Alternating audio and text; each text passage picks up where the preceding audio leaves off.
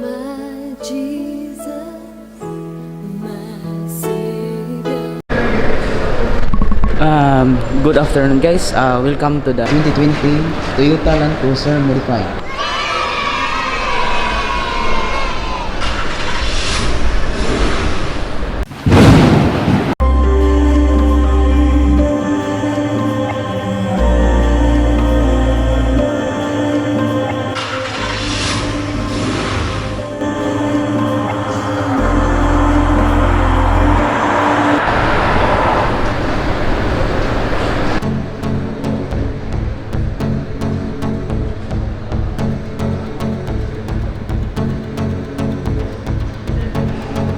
Let's take some overview of this vehicle.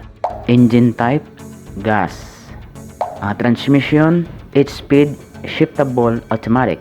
Cylinders, V8. Total seating, 8 people. Basic warranty, that will be in 3 years at 36,000 miles.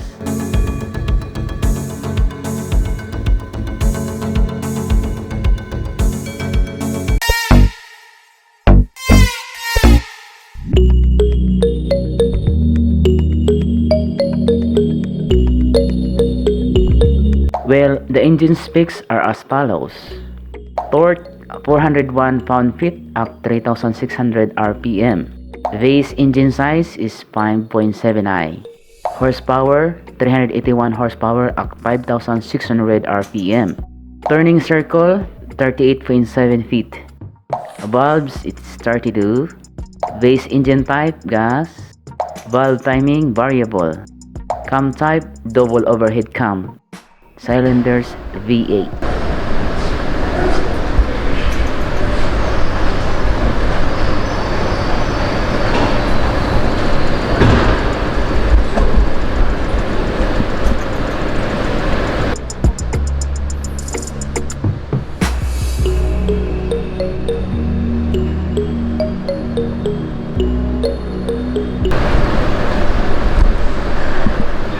Guys, this is the 2020 Toyota Land Cruiser Modified.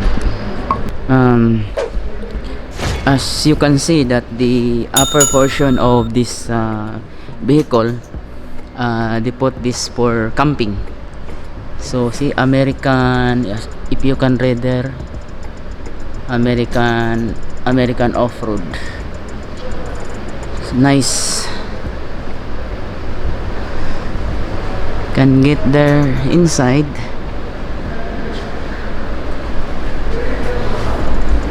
This is the 2020 actually, they modified the 2020 model. So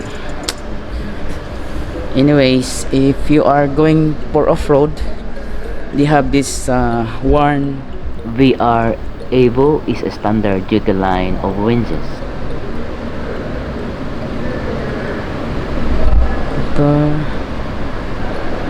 That one very nice.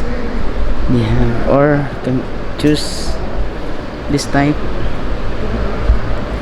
They have the spinners and proof, and this type of shovel.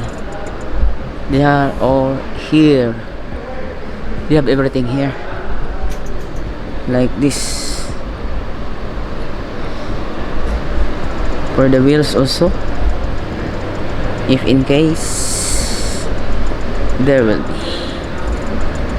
So this is for flagship.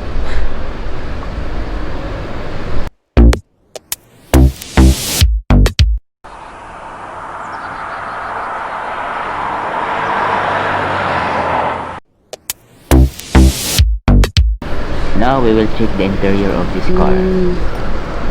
This is the 2020 guys. Guys, if you observe the stepboard of this model, when you open the door, it will automatically open the stepboard. See? So if you are not taller guys, this is the big advantage of this vehicle. It's obvious that this stiffboard is forceful. This accelerating design of stiffboard and downy door cover make the Land Cruiser becomes top of the line.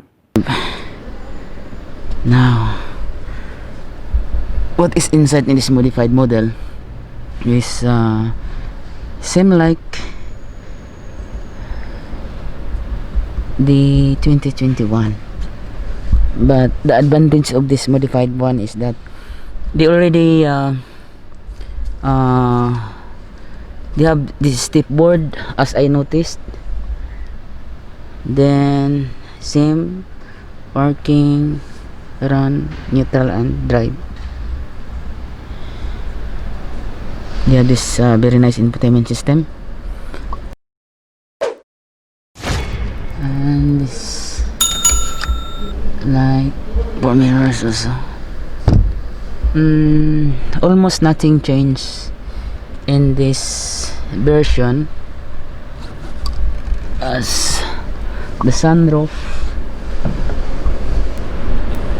See, the advantage of this step board is that if you are not a taller guy, you come directly like this.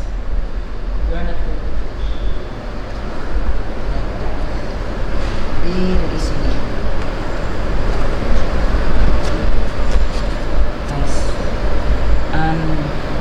One thing I noticed in a Land Cruiser vehicle is that when you are inside in the driver or in the driver side, you can easily the grip of this front side is very amazing, guys.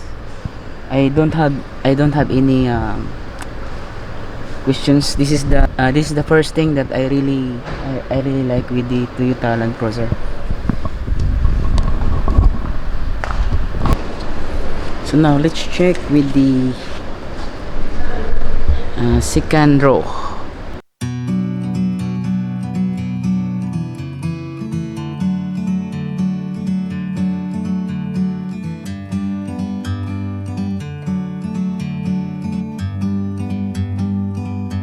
Like a bird on a tree, I'm just sitting here. I got time, it's clear to see. From up here, the world seems small. We can sit together. It's so beautiful, you and me. We meant to. This vehicle is designed for off-roading. Amazing.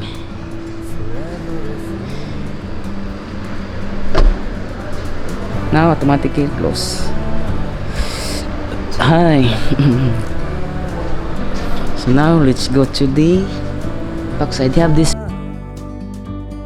The 3-row Land Cruiser has the following measurements: 16.1 cubic feet behind the third row, 41.1 cubic feet behind the second row, and 82.8 cubic feet behind the first row.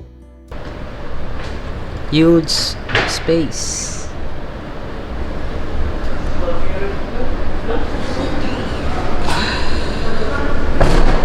Okay, too much height. No. Nice.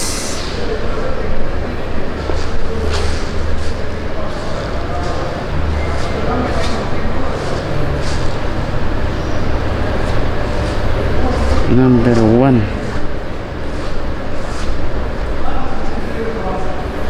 Toyota 2020 Land Cruiser modified.